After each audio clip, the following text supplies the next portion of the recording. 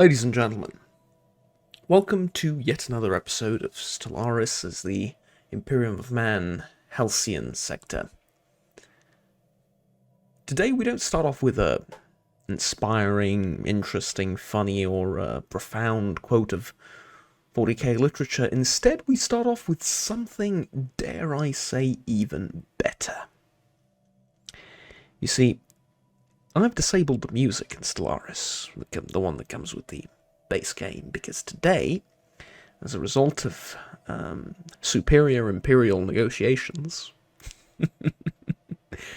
I've secured for us something truly special. Something very, very unique, and, well, I can't wait to share it with you. So without any further ado, ladies and gentlemen, I give you Warhammer 40k custom-made music, which we will use in this series. Oh yes, I've been in contact with one Robert Renato, more commonly known on the internet as Officio Audiorum. And this is some of his 40k work.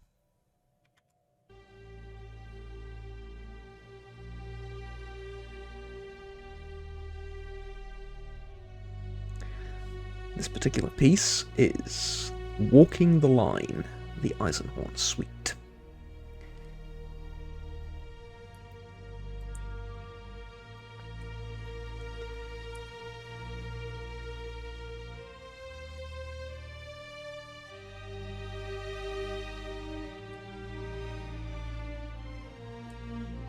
Now, a part of me just wants to shut up and let you listen to the whole thing. But if you want to do that, without my commentary and without the actual gameplay, you can do it, and you will find a link in the description down below to this very kind gentleman's, well, all of his social media and stuff, right? You can find his YouTube channel, where you can find all of this music. You can find his Spotify, I believe he also has. I'm going to put a bunch of stuff down there in the description. So yeah, there you go. I think it's a phenomenal piece of music, especially if you've read the Eisenhorn books. It fits really well, and then after that we have some more 40k in the back of this. But yeah, it's truly, truly incredible. It's all instrumental, and Robert has been kind enough to provide all of this to me free of charge, just to use as I see fit in the videos. So yeah, truly, well, extremely generous and kind of him, and obviously very much appreciated. We've managed to catch this fleet off, thankfully. So we're going to have some combat here. I reckon we're going to lose a few ships. Powered up. Alright, so Kitab, finally, I think we're reaching the end of this thing. Energy flows through the hungry machines on Kitab with a deafening roar. The pipes begin to transport the liquefied minerals. Right.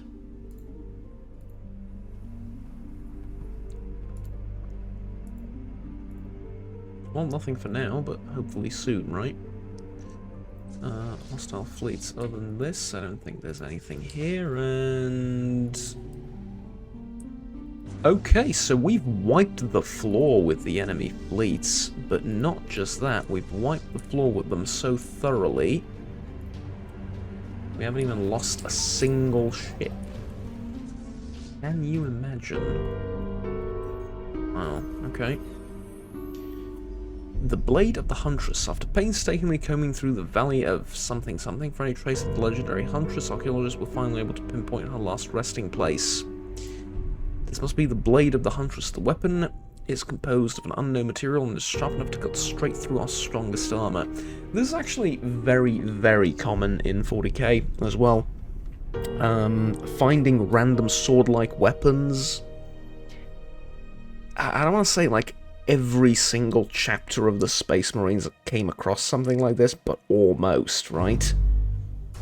There's many artifacts like this, some made by the Primarchs or some high-ranking Adeptus Mechanicus tech priests or something, some just found by random ancient Xeno cultures or whatever, and yeah, the Empire, as long as it's just a sword, and not, like, you know, anything too complicated and grandiose, the Empire is, or the Imperium is more than willing to just take it and use it, so yeah. Absolutely.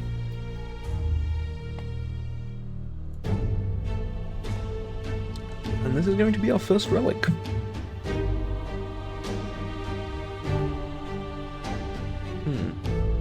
Interesting. So the passive effect is army morale 25%, planet sensor range 2, diplomatic weight 10. If I use it, the active effect is 25% sublight speed for 10 years. The activation cost is 3,000 unity. Well, I don't need this just yet, so yeah, but I will discover a Railgate Insight, and I think that's about it. Okay. Now, over here, is there anything I need to be worrying about? Probably not, right? No, I reckon not.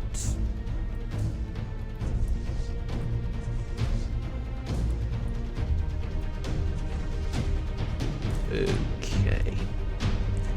I do want to get rid of that, though.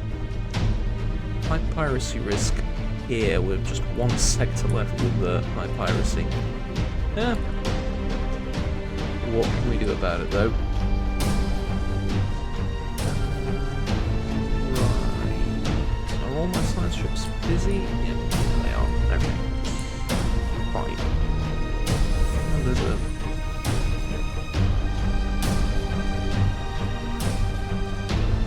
couple of enemy ships here. Sadly enough, they might actually be able to take this over even if we're on full health. Kind of silly, but okay, never mind.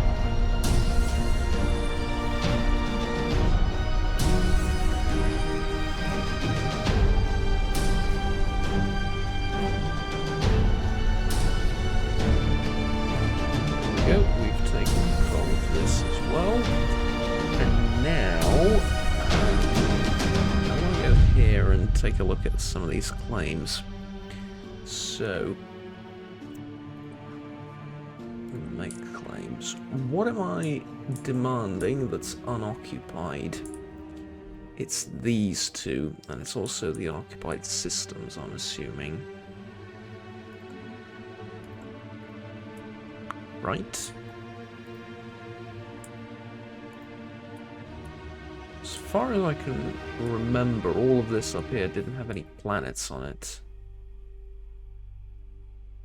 Yes. Correct.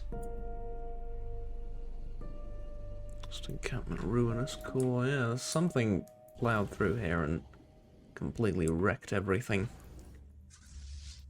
A long time ago, of course. I don't mean my fleet, I mean, I suppose my fleet did that as well. Spaceport reports enemy contact.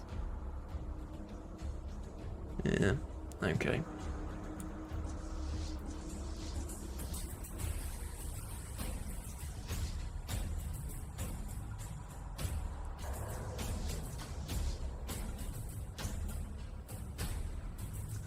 See if I can get the Imperial Guard out of there on time. I had to pick a fight with my guys here. And then obviously we're going to repair this patrol fleet, and I'm going to send it right into the thick of it, as they say. Oh, by the way, where's my... Yeah, here's the Imperial Guard for the Armageddon sector. Let's put them here as well, because I might need to land on the actual planet. I mean, I won't need to, but it wouldn't be the worst idea in the world. Champions of the Empire. We trust our leaders and give them absolute power to influence how our empires run.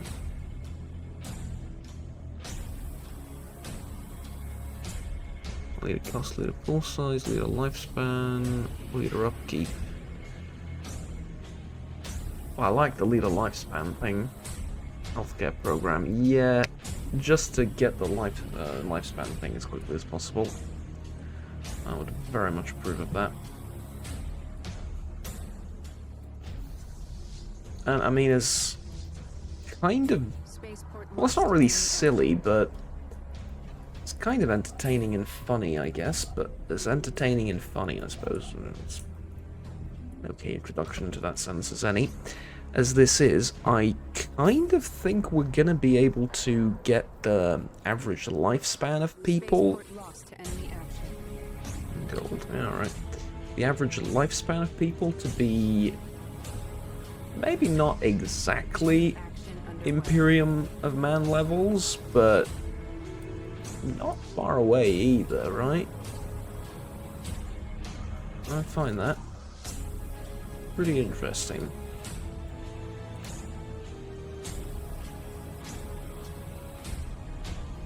Ooh, I love this. Okay, here we go. So, Sector Lord Kentigan Vogue has appeared on every screen across the Empire. Our population is waiting for the address to begin. Fellow humans, today I want you to know, I'm filled with pride.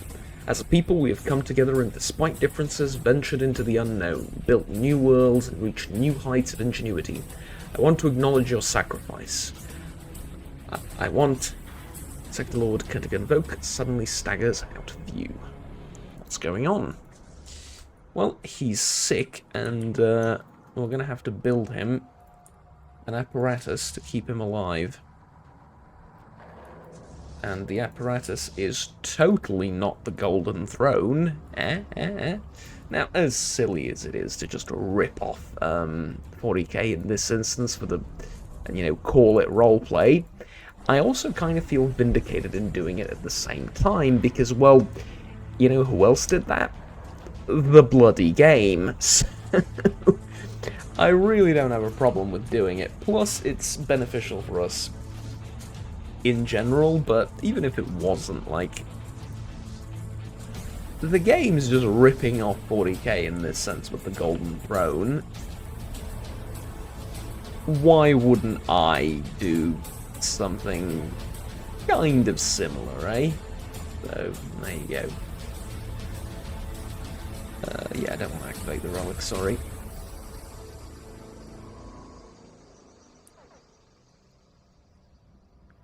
So, Kentigan Vogue.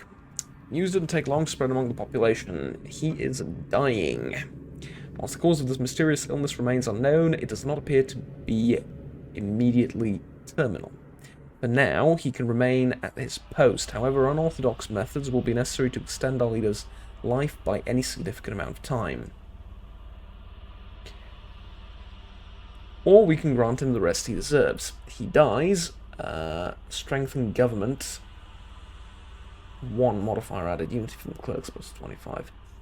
That's nothing. But, he dies and we get to elect a new leader. Or we can say this, there must be something we can do. And there is. Now, actually, I don't know if the...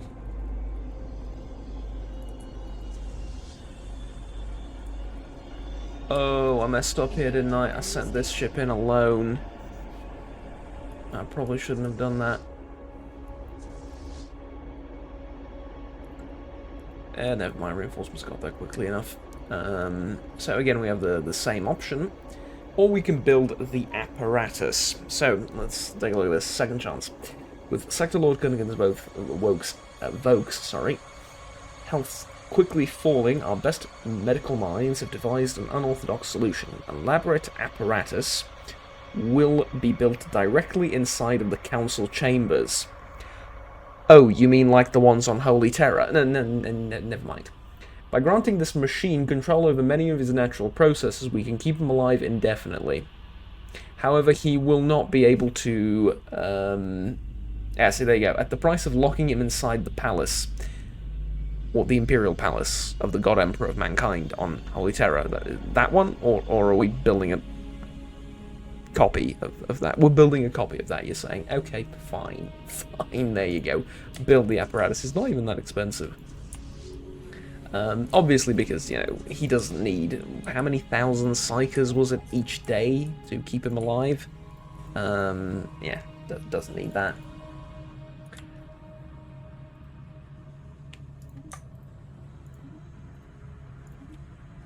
Engaging enemy station.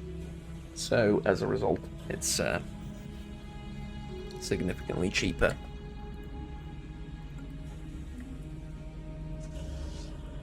Of course. So, this world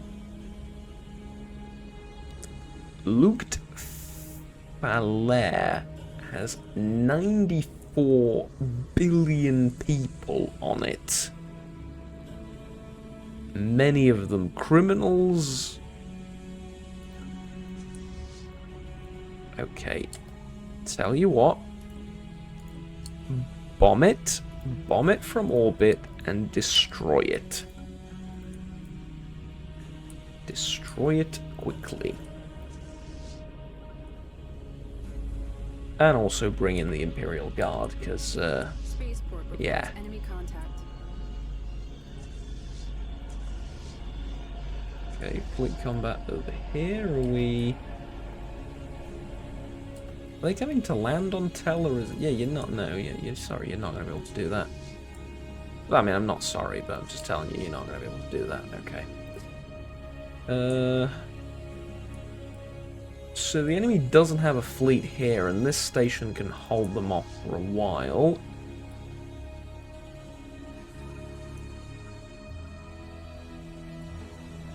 I'm going to do this kind of maneuver. Let's see how quickly we can actually achieve it, or complete it, I suppose.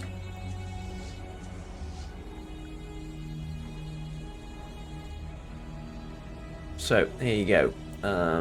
Yeah, the upkeep is immense, but yeah. Again, let's listen to some more of this quote-unquote lore. Yeah. The procedure was long and arduous. For Sector Lord Kurtigan Voke, it must have been excruciating. But the results speak for themselves. Installed in the apparatus, no trace remains of the ruler's mysterious illness. While graceful to be cured, those close to him have noted Sector Lord Kurtigan Voke's mannerisms of mood have subtly changed. Subtly changed, you say. For now, our leader must remain in the palace, though a plan exists to move the apparatus should the capital be overrun by our enemies. Welcome back, Tentagern Voke. So, his luminary trait actually improves. He gains apparatus bound, which gives the following effects. This leader is immortal, but this leader costs 50 energy each month. Thankfully, we have a big enough empire, or a big enough sector here, to be able to support that. And to not fall apart immediately, let's just say, because of what's going on there, but, like I said, it's difficult. However, this does lead us to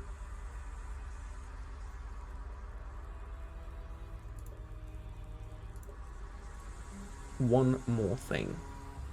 I'm going to demolish this. I'm going to build a stronghold, because we now know that our Sector Lord is in Helcia Prime and he cannot move at all. To nobody's surprise, this is not exactly the greatest of news. So what we're going to do is we're going to build a hangar bay outside of the Star Fortress, and then we're going to build a load of these defense platforms, and we're going to fortify this place here as much as possible. I love how this bug still exists, like the effects from the other place appear here. It's kind of funny. And then we're going to fortify the hell out of Helcia Prime as well. Yeah. As far as decisions are concerned, Is there anything I... No. Alright. Next, we are going to have to resettle some people, but that's fine. Oh, here, for example, might be good. Yeah, there we go.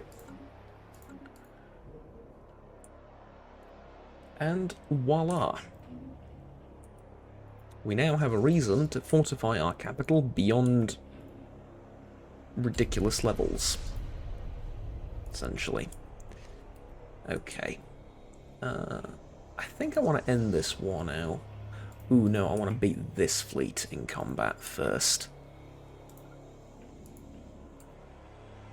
And not just beat it in combat, beat it in combat next to a stunningly gorgeous nebula at that. Wow. So that's what we're going to do. And then over here... Yeah, right. Our fleets don't move the fastest ever, unfortunately. But it's okay.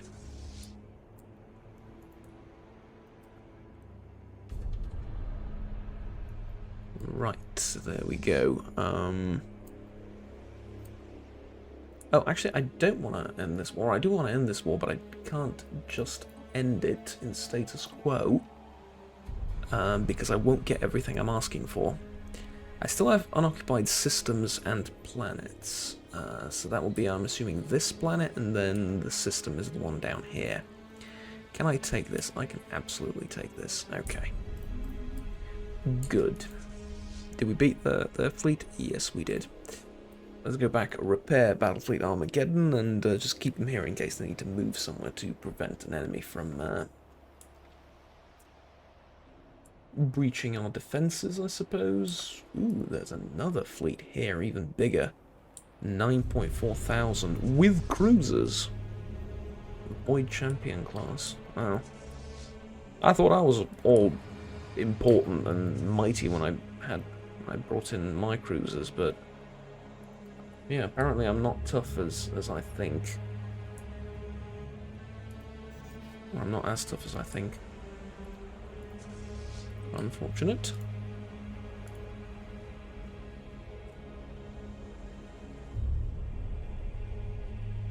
Work conditions.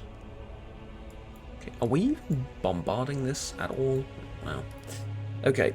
There are some concerns that toxic gases are building up in the main chamber of the Kitab Vault. The gas is non-lethal but can be hazardous to anything that operates workstations. If we want to make full use of this place, we should put some safety measures in place.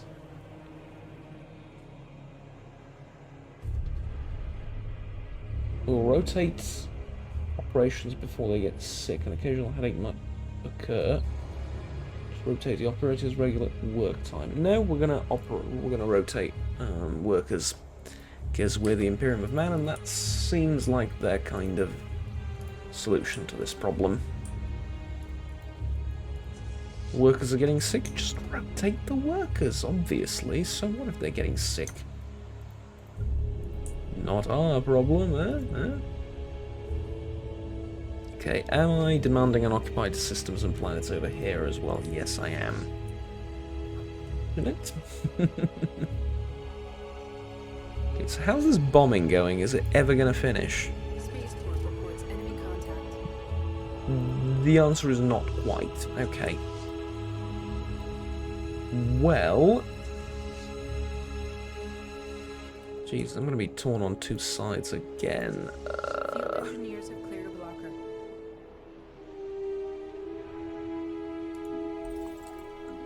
Fine. We found something on Viridian. We found something on Viridian. There's 35 billion people living here and they haven't found this site yet. Now you found it.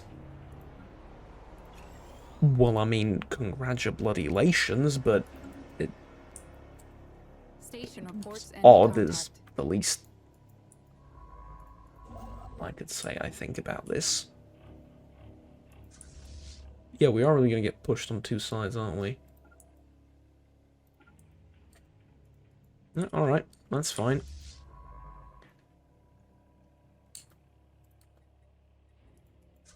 Spaceport reports enemy contact. You are just buying time for me to grab this down here. And I actually think if I grab that, the war ends, right?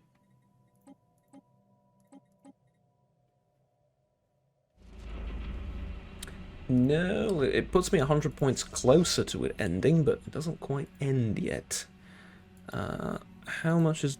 Yeah, this is going to be a lot easier to take. We can end the war over there instead. Battle debris secured. So, let's do that.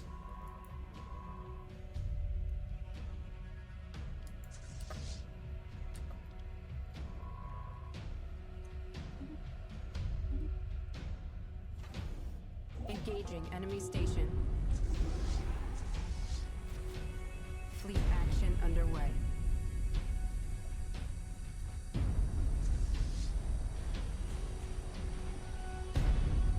There we go, lovely. That just melted instantly at the end there. Almost odd how quickly we blew everything up.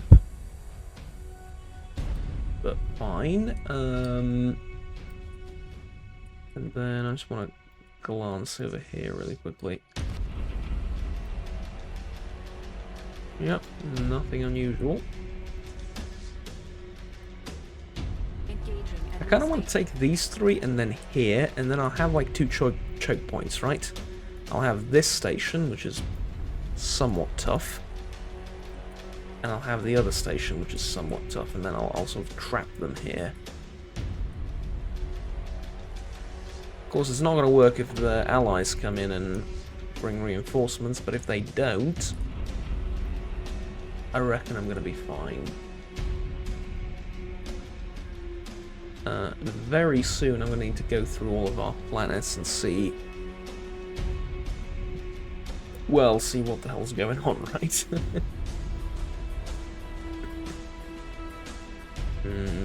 Ally foundries?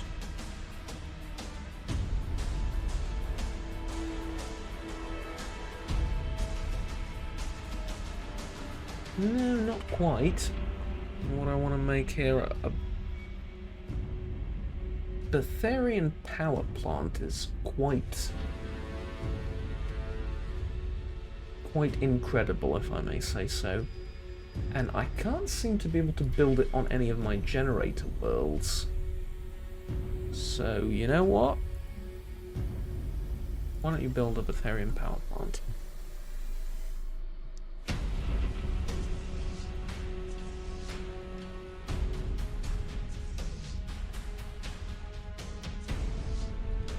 Take over the station, and the enemy's coming with another fleet? Ah, yes, the bigger one. Well, there we go. I would love to see this in proper cinematic mode. We are the Imperial Navy. And we've retreated 6 or 7 of our ships right at the beginning of this conflict, but never mind. That one tried to run, didn't work. That's a pirate cruiser. Is that how they got their cruisers? It's not actual cruisers that they've built, it's pirate cruisers that they've acquired. I was going to say stolen, but if they're pirate cruisers, are they really stolen? And you get into this whole moral and ethical dilemma about it, where you're not really sure, but you get the idea what I mean. They haven't actually researched the tech to get that yet, I don't think. Which is good. Battlefleet Armageddon's going to need a lot of reinforcements if this is going to work, but other than that, I think we're mostly fine. Yeah. We also have an insane amount of resources on us. And in fact, we also have a large amount of naval capacity. Almost enough to build another fleet.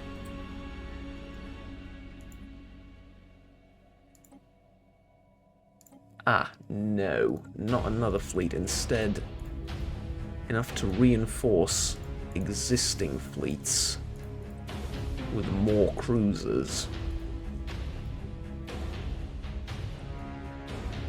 Oh yes. Oh yes, we're doing that. We're building 12 additional cruisers. Mm-hmm. And then give me some more alloys, because I've spent a whole bunch of them and I need to sell some of these resources anyway, so there you go. Beautiful. 12 more cruisers will join the Imperium. Woo-hoo-hoo. Now that is power. Yeah? That is proper power. I also, a small part of me wants to build just a couple more of these corvettes and stuff for the local patrol forces, because they're doing, I'll be honest, they're doing God's work, right? In the sense of that I'm using them as sort of utility ships that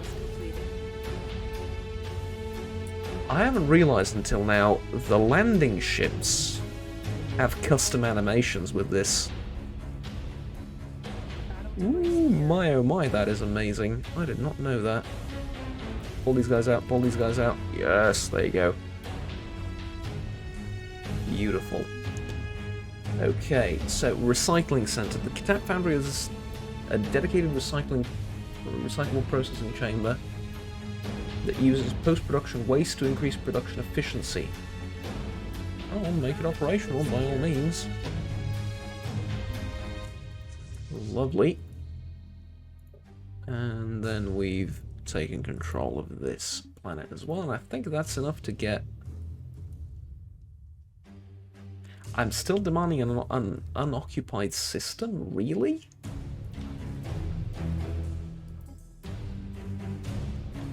What am I demanding that's unoccupied? And then these. Is this considered technically unoccupied because I don't have control of it? Technically, once again.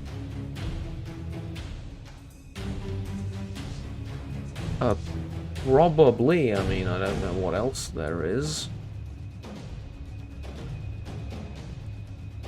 Yeah, if that's the case, then just occupy the other world as well, but kind of hoping to avoid that. Okay, this is a generator world, so shockingly, build a generator. And tell you what, I mean, it's been 30 minutes into the video. I'm gonna just shut up now for a second, let you enjoy some more of this music, because it's nuanced and stuff. I'm gonna have a sip of water, and I'm also gonna go through all these planets and build stuff. And I think we can end the video there when I'm done with that. But for now, enjoy this music some more.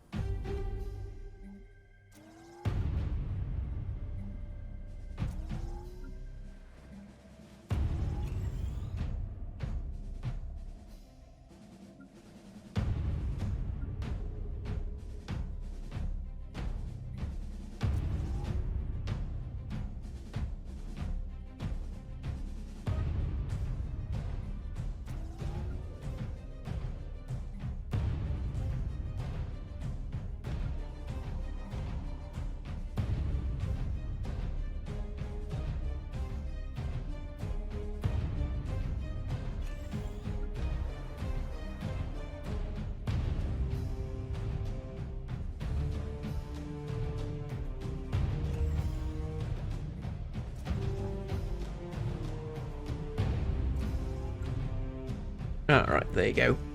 I hope you enjoyed it. Peace and quiet. My voice, well, self-appreciating jokes are, I guess, somewhat in order, but not really make much sense either, because that's the entire concept of all this is to me blabber on endlessly, but you get the idea anyway.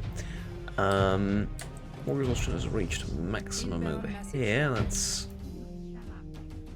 Yeah, they're offering me status quo. I don't want status quo, I want full victory.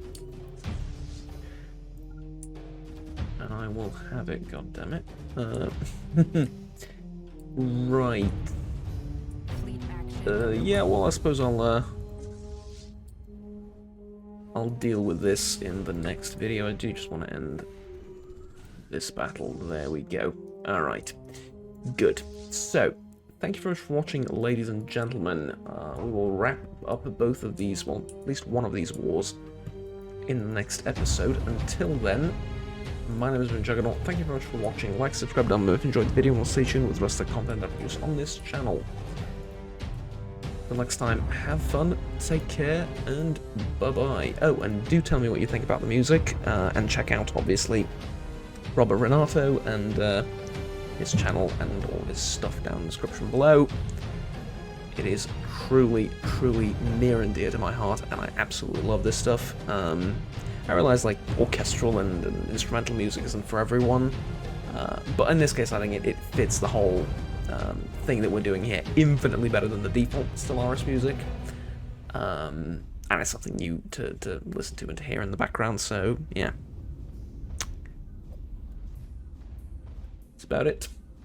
Have fun, take care, and bye-bye.